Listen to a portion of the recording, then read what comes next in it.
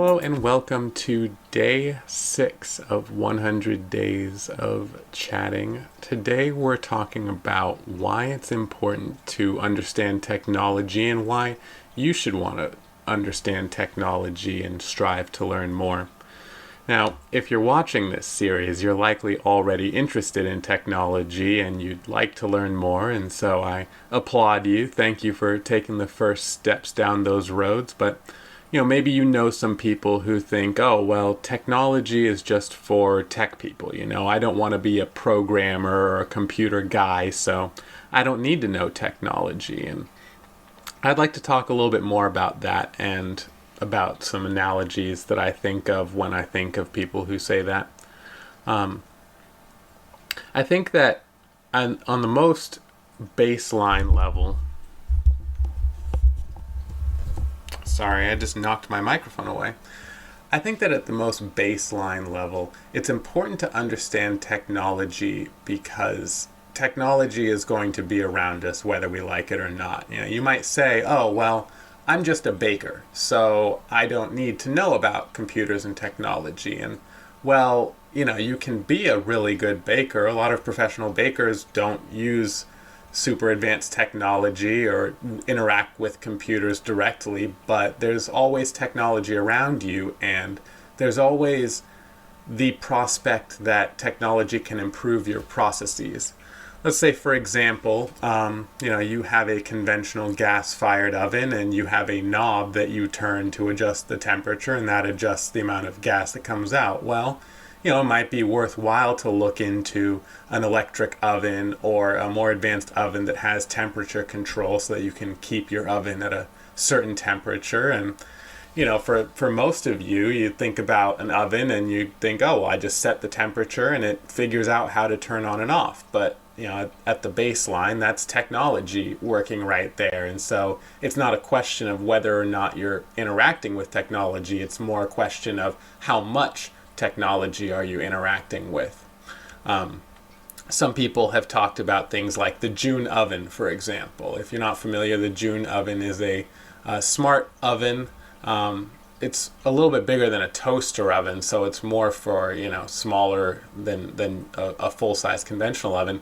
But it's connected to IoT devices like Amazon Alexa, Google Home. You can control it that way. But you can also have it do things like scan a barcode, and it will read that barcode, connect to the internet, and download instructions on how to cook your food. And it can sit there and walk you through the process of cooking your food. For example, the other day I made some French fries where the instructions said to cut up the potatoes and soak them and rinse them, get the starch out, and then bake them at 350 for 20 minutes and then 425 for 20 minutes. So, of course, I set a timer for 20 minutes and I had the oven on 350 and I baked them, and after 20 minutes I came and I adjusted the temperature. If that's something that I make really often, well, a Joon oven might be helpful because I can just tell the Joon oven, hey, I'm baking up my French fries, and it'll say, great, I'll bake them at 350 for 20 minutes, then I'll turn up the heat and I'll bake them at 425 for 20 minutes. And the example might not sound like the most helpful thing for somebody like me who only makes French fries, once a month, maybe once every couple of months. But if you're a professional chef and you have to cook fresh French fries, in your kitchen, maybe you have to make 10 batches every hour of French fries. And being able to have that oven be able to take care of those individual discrete steps can be really helpful and a time saver, and maybe it enables you to cook more for more people. So without going too far down the road of new ovens that you might want to purchase, or reasons why you would want a connected device or a smart device in charge of cooking, the long and the short of it is that no matter what industry you're in, it's likely that you can find ways that technology can either improve what you're doing, or more likely, you're already using some sort of technology, and the question is rather, how much technology are you using now, and how much benefit can you get from using alternative technologies? So, That's kind of the general idea of what I'm trying to talk about today. And I'd like to use two stories or two sort of examples that I've thought of that I think illustrate the importance of learning about technology and also knowing how much you know about technology and knowing your limits. So for this first story, I recently had an experience where I had to switch internet providers. And I had to go and make that phone call that we all have to make, that where we call up the internet service provider and say, hey, I'm no longer interested in your services. I'm switching to another provider. And I knew that they were going to ask me, well, why are you switching? What can we do differently? And I think it's a fair question, but I know I've heard some horror stories of some people who get bullied or pressured into keeping their old internet service or their old cell phone service, and it can be a little bit stressful. So I wanted to make sure that I was prepared, and so before I called, I thought back on, well, why is it that I didn't want to keep my old internet service provider? Why did I switch? And there were a couple of reasons. But the most important reason was a conversation that I had with a salesperson from that internet service provider who had called me a couple months ago. So this conversation a couple months ago, I got a call, and I was, of course, in the middle of something, but I try not to be rude to salespeople, so I went ahead and listened, and I could tell that this salesperson was trying to sell me either an upgraded internet package or adding on mobile service in addition to my internet package. And he was saying the traditional salesman stuff like, hey, if you bundle your mobile service, you'll save money, which is kind of a silly proposition, because if I bundled my mobile service, sure, I would save $30 a month, but the price to pay for mobile service with that internet service provider was something along the lines of $80 or $90 a month. So I'd be spending $80 or $90 to save $30 a month. The math wasn't really there, but that's just, marketing. It's not necessarily misleading. They're just trying to, highlight the benefits of mobile service with them. But what really bothered me was when they were describing to me their internet packages, because I think I had about a 300 megabit per second connection with my current plan, and I knew that they had better plans, but I didn't want to spend more money than I needed to get decent internet. And so I asked him what sort of plans that they offered.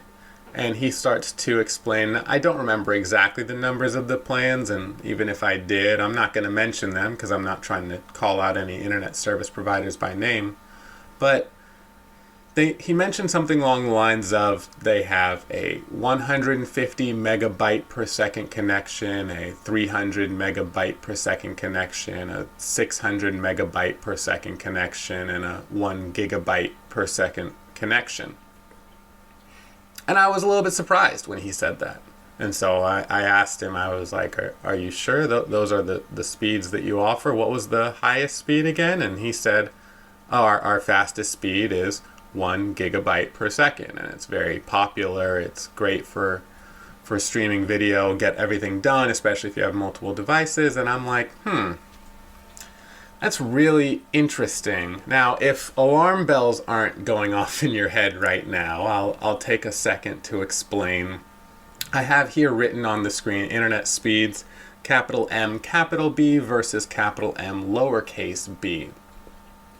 And those are two units of measurement that are very common in technology, but they're very different and they're usually used for different purposes.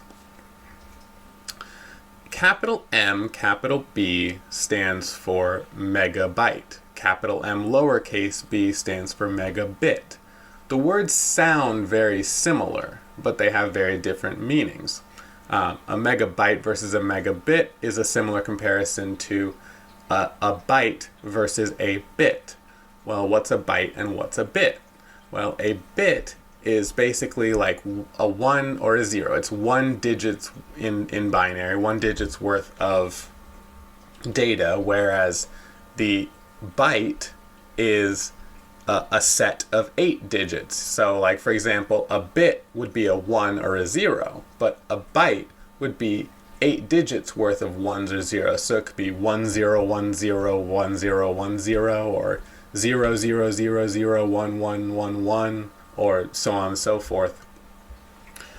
And so the practical difference, though, when we talk about internet speeds and storage space and things like that, is that 1 byte is equal to 8 bits. Now, for one reason or another that I won't go into because I've either heard anecdotes about it or I'm not super clear on the different reasoning, historically speaking, we use bytes and megabytes to discuss storage space, and bits and megabits to discuss transfer of data or transfer speeds of data specifically. Telecommunications companies often use megabit per second as their transfer speed unit of measurement, whereas if we're talking about things like storage, like your hard drive, we're going to measure that in megabytes or gigabytes more commonly these days. You could measure it in bytes as well. A megabyte is 1,000 bytes. A gigabyte is 1,000 megabytes. But the moral of the story, the point that I'm trying to get across, is that a byte is 8 bits. And I know for a fact that the internet service provider that was calling me was offering 150 megabit per second speeds, 300 megabit per second speeds, and so on and so forth. But the salesperson was telling me that they offer 150 megabyte per second or 300 megabyte per second speeds. And I mean, you know, for someone who understands technology, like, sure, like I can look at that and I can say, well, you know, this marketing person just didn't understand, right? He meant to say megabits, but he said megabytes multiple times. He not once during the conversation did I hear the word megabit come out of his mouth, which means he likely just didn't understand what was going on or what the definitions were. In fact, he likely was looking at a sheet that said 150 MB, capital M, lowercase b, and he probably saw that and thought, oh, that's a megabyte. MB stands for megabyte. And, you know, MB does stand for megabyte with a capital B, but not with a lowercase b. And, you know, the practical impact is, you know, I was paying $40 a month and receiving a 300 megabit per second connection or something like that. But then he was telling me that for $40 a month, I could get a 300 megabyte per second connection. And I mean, you can imagine that if I had a different service provider and he was offering me a 300 megabyte per second connection, he's offering me 8 times the speeds that I had currently had in my plan. So who wouldn't want a connection 8 times as fast for the same price that they're paying? Now, that being said, I'm not going to go and sign up for the internet and then complain when I don't get 300 megabytes per second, but because I know that this is just a mistake. And if I really got in touch with the right people, if I could get the tech people on the phone or someone who really knew what they were talking about on the phone, they would explain to me, yeah, it's a 300 megabit per second connection. It wouldn't make any sense for us to measure it in megabytes per second because nobody does that. But it stood out to me as something where, you know, it's either that this person doesn't really care enough about what they do to look up the difference or spend the time working through the information, or they just haven't been properly trained. You know, the organization itself isn't taking their time, their due diligence to review this person's work, make sure he understands the products that he's selling.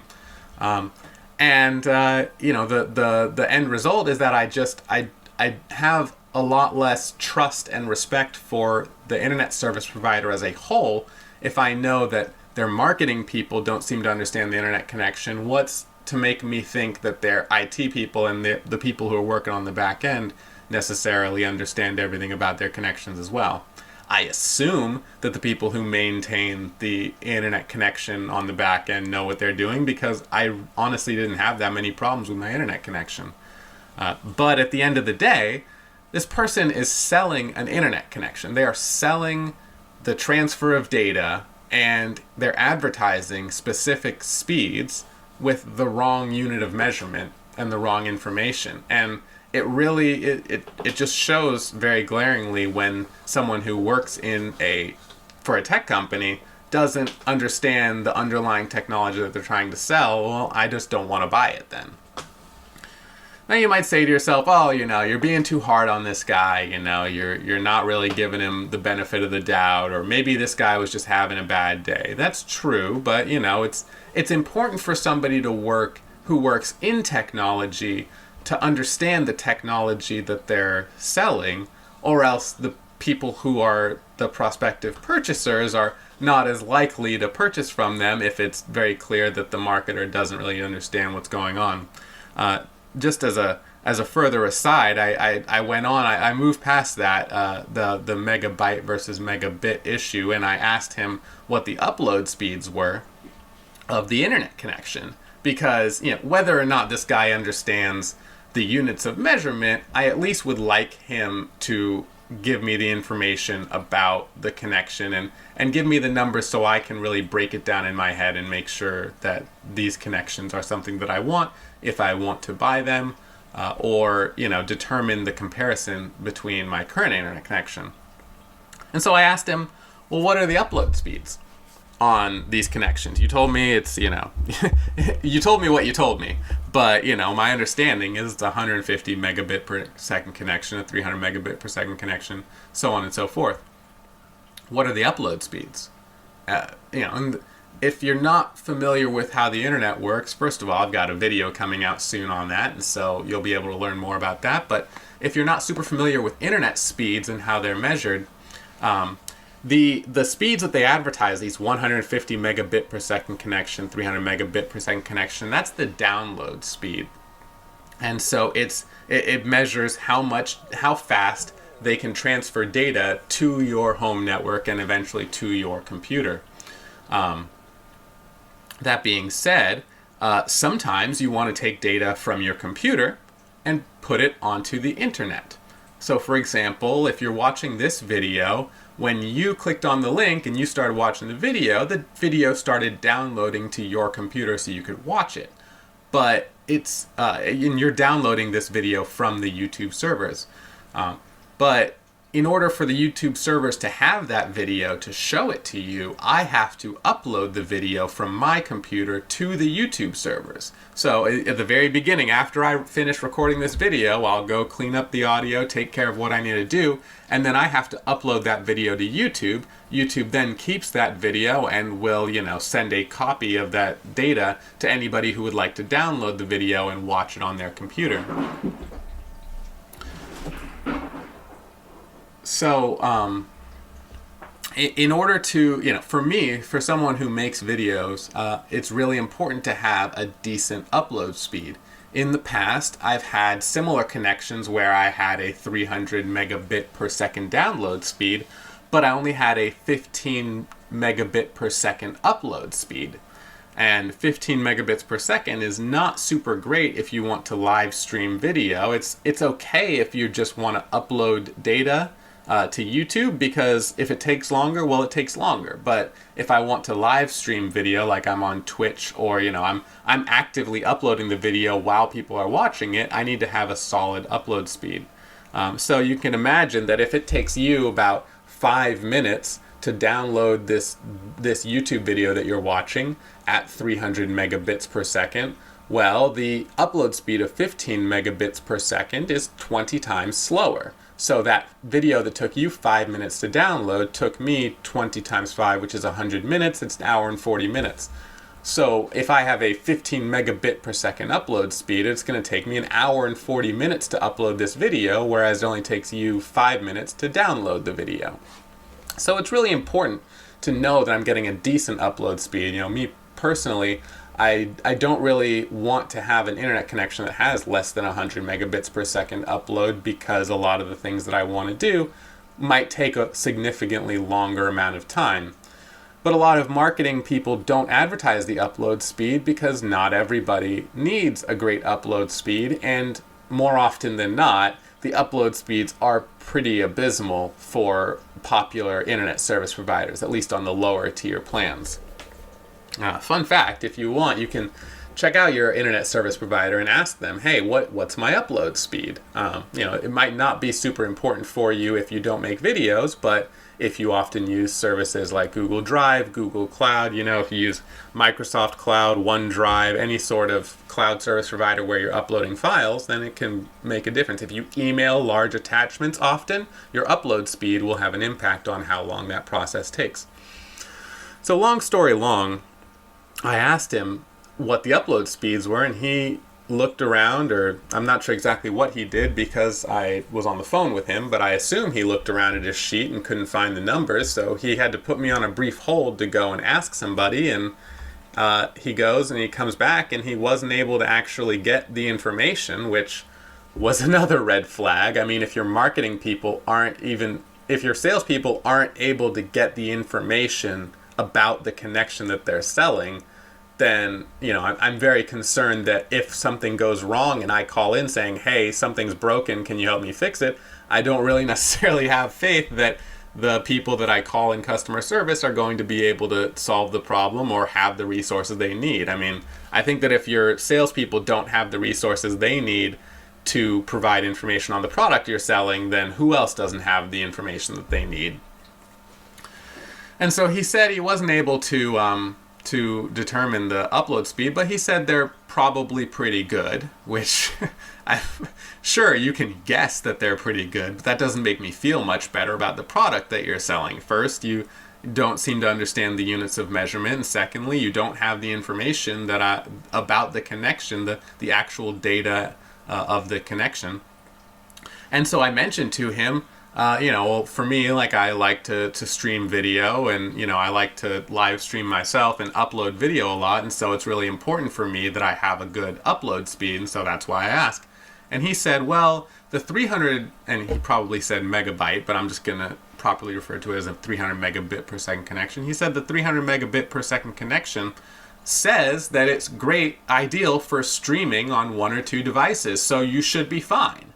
And again, I knew this was marketing jargon. When salespeople say it's good for streaming, they're talking about downstreaming or downloading streaming video live and viewing it. And I know that I can watch videos on Twitch or YouTube that are being live streamed just fine with my 300 megabit per second connection, but I had tried in the past with my 300 megabit per second connection to live stream, and it was dropping frames because it wasn't able to maintain.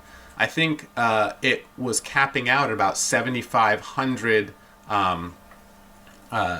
bits per second, or 7 megabits per second, 7.5 megabits per second upload speed. So 300 megabit per second download speed, 7 megabit per second upload speed, which is half as fast as the upload speed I was referring to in the example previously. And so if it takes you 5 minutes to download a video at 300 megabit per second, then uploading a video, that same video, at 7 megabits per second, it would take you, 2 hours and 80 minutes, so 3 hours and 20 minutes. And I don't know about you, but spending 3 hours and 20 minutes to upload a video that will only take 5 minutes to download seems like it's not really a reasonable expectation for upload speed. And so between the issues on the unit of measurement, the issues on having the available information, and the issues of, buying into marketing jargon themselves, it really showed me that this person who's trying to sell these internet connections does not really understand the underlying technology or have access to the resources they need to share the information about this technology. And I think that if you're trying to sell an internet connection, a technology-based subscription service that you expect me to pay $40, $80, or $120 a month, then I'm going to expect that you at least understand the fundamentals of how the connection works, how things are measured, and what sort of speeds I should be expecting to get. Now, that's all well and good, but you might be saying to me, well, you said this video was about why everyone needs to learn technology, and that example is just about somebody who works in technology and doesn't understand technology. And you might say, hey Wade, like, I don't work in technology. I'm a baker. I'm a janitor. I'm a truck driver. I'm a architect. I don't work in the tech field, so I don't need to know this technology stuff. And what I'll say to you is that, it's not just people who work in technology who need to understand it. It's people outside of the tech fields as well. And this brings me to my second example that I wanted to talk about. And that's kind of the idea of, like, tech is about improving the organization as a whole. And tech knowledge can improve anything that you do, but it requires everybody to have at least a fundamental understanding of how technology works. Now, let's say, let's say that you run a mass food manufacturing facility. You make packaged food and you sell it all throughout the country. You've got multiple facilities running in multiple different states, and you've got a system set up to where it'll say it's a bakery. You're baking loaves of bread, and you're slicing them and packaging them up, and you've got these machines that you've used for 50 years or so, and you've improved them and kept them going, but and they keep making bread. But you're starting to realize that, like, this machinery, you keep maintaining it, but every so often it has a problem, and you're able to fix it, but by the time you notice that the loaves of bread that are coming off the assembly line are bad, you've already made 1,000 loaves, and you're not sure which of those loaves are good or bad, so you just have to toss them all. And so you might think, well, okay, well, if I want to, use technology or whatever, let's just get the IT guys to come in and let's see what they can do to computerize the manufacturing process. Well, I mean, your computer guys might come and look at it, and they might have some suggestions, but even if they come and have some suggestions, like, for example, let's put in a set of video cameras that are all hooked up together, and on those video cameras we're going to run a script that runs a deep learning algorithm that can look at each loaf of bread and detect, based on the appearance of the bread, whether or not that bread is defective, and give an alert saying, hey, we're getting defective bread coming off the line. And this can be, this could be something like like an early warning system to let you know when your systems are breaking down. Like, your IT guys might not be able to communicate how it would work, what sort of reliability it has, or why you'd even want to do this. And you might look at the numbers and say, wow, it's going to cost $10,000 to retrofit one factory, whereas we only lose like 50 cents worth of bread if we just chuck it. So what's the big deal? What's the difference? Why not just do it, the old way? And the IT people might explain to you that, deep learning algorithms are things that grow over time, and the more data you feed into them, the better insights you get. And so it starts off now as bread monitoring, but it can turn into, okay, well, now we've trained it to look for bad bread, and now we can expand that algorithm to look at good bread and be able to tell the difference from when you're getting your optimal loaves versus your medium-sized loaves, and able to give insights on the time of day and timestamps on, the data, and generating more data that can give you more insights into your information and revolutionize the way that you make bread, because you're able to have much more fine control over the machinery and the processes that are making this. And, someone who is looking at that might say, well, wait a second, I thought you were talking about putting video cameras in, and now you're talking about making better bread, and also is this safe, and how are we supposed to be using this? And it just seems like a whole big thing, and I don't understand why. Or you have the issue with, okay, you tell the IT guys to get started on that, and they start working on it, and soon enough the bread gets worse. Something happens, and the insights that the machine is giving you gives bad recommendations, and you don't understand why, and you say, wait, this technology is giving me bad recommendations, I should get rid of it. Obviously, because bad recommendations means that that this process isn't working and it's not worth the money. Or you could have something like, maybe your IT people recommend, putting in computers to monitor the bread, and you say, okay, great, let me get rid of all the employees who used to taste test the bread because our cameras can do it just fine. And the IT people say, well, yeah, you can do that if you want, but there's a lot more to it. You need a lot more human intervention. You say, well, if we still need humans, then why are we putting all this technology on board? What's the point? And I think that the bread making example might not be a great example, but the point I'm trying to get at is that true innovation doesn't come by just saying, oh, let the tech guys just do the tech stuff and we'll do the bread making stuff. Technology is not a siloed thing where you just, you have a computer and you program it and it does a certain thing in the abstract. Technology works to amplify the abilities of the humans who are currently working for you, and it works to improve what your current processes are. It won't it can replace mechanical processes or humans in certain instances, but there's, for the most part, technology works best when integrated with existing processes or used to improve or analyze or get more data on existing processes. And in order to find the best ways to incorporate technology into your current processes, you have to understand on a baseline level what technology can do and what technology is best used for in your system. For example, if you run like a dog shelter and you want to put automated doors, let's say that you run a dog shelter and you don't have enough employees to adequately monitor and take care of the dogs. Well, you might just think, okay, well, let's just hire more people. And, it may not be clear to you that maybe you can use small pieces of static technology or small computers or, integrate different pieces of technology to amplify the ability of those employees, which can be more affordable than trying to hire and rehire and retain human employees.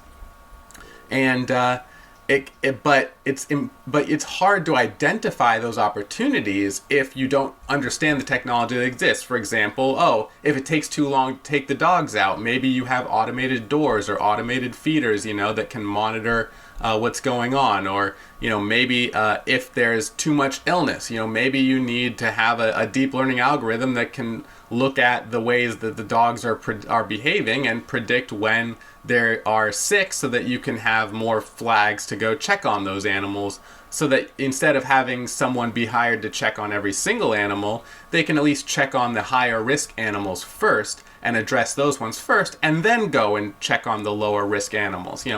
Some sort of labeling algorithm or something that can detect when a dog is acting improperly. But if you don't understand that the technology exists to do that, then it's really hard to figure out that that's something that you can do. And you might say to your IT people, well, okay, tech people, you guys are the tech people. How do we improve our business using technology? And they say, well, I don't know. What are the problems that you're having? I don't know what the challenges are that you face, so I don't know how to address them. And it can take a lot of time and work to try and communicate those issues with the people who understand the technology. But if you come to the tech people and say, hey, we're looking for ways to make our people more efficient. Here's a list of some things that people do every single day. If you bring that to someone who knows technology, then they can, start to discuss options of how to implement technology in order to make those tasks better. Or even better yet, you can go to them and say, hey, we're thinking about, automating our process of letting the dogs out, feeding and watering them and cleaning the cages. And we are thinking about, doing something like this. Or we're thinking about collecting more data on the dogs so that we can monitor their health better.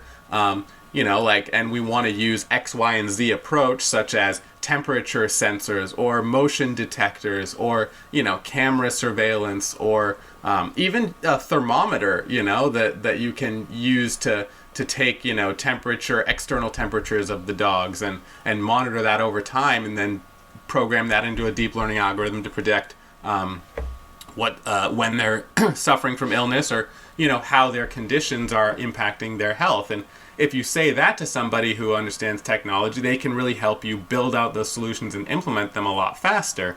Whereas if the tech people are siloed as, oh, you guys just deal with the computers and you deal with the punch card system, and the people who are taking care of the dogs they have no connection with the technology, or no way to suggest these improvements, then it's going to take a lot longer to be able to use technology efficiently to solve the problems that you face. And I think that these examples, they're not perfect. They're just kind of things that I think about, when I see different issues, and I offer them to just kind of inspire you to think about, what you do at work or what you do at home. Think about your pets, think about your family, think about tasks that you do every single day. Things that, things that you're always looking out for, whether it be, planning your budget, paying your bills, cooking food, cleaning the house, things like that. And kind of brainstorm things that you don't like doing, or things that take you a considerable amount of time, because more often than not, if there's something that is difficult or takes a lot of time or you don't like doing, there's usually a way to make that process more efficient, with or without technology, honestly. But because this is a tech-focused channel, we're going to talk about technology. And I think that, at the end of the day, the reason why we implement technology, we build solutions, is because we want to improve processes. We want to make tasks that we do easier, faster, or better. It's not about, oh, we want to put a computer in everything, or, oh, we want to spy on people, or, oh, we want to do, it's not always about doing completely new things. I mean, you think about Facebook, right? And the idea of social networks. Well, yeah, a social network online is a tech-based thing that's really new and cool. But the idea of having places where you can communicate with other people that you want to talk to is not new. I mean, that's what phones are. That's what email is. That's what mail is. At the end of the day, communicating with our loved ones and people that we're interested in, and conducting business with other people, none of these are new ideas. The social network platform is just created because people want a more efficient way to communicate with each other, to sell each other products, or to meet new people. And so, it's not that technology necessarily always brings us new things, but rather, technology is really great at improving and making more efficient the things that we already do. And I'd urge you to think about, when you think about computers and Python programming and the internet and all these crazy things, they might seem new and different and weird and like, oh, other people are supposed to deal with that. That's not for me. But, if you think about the invention of the printing press, I mean, that's a technological innovation that took something that people already did and improved it and made it more efficient and made the products cheaper, Did it completely replace hand sewing? No. I mean, my wife still crochets and sews and knits because those are things that we still want to do. And there's a time and a place for hand sewn and handcrafted objects.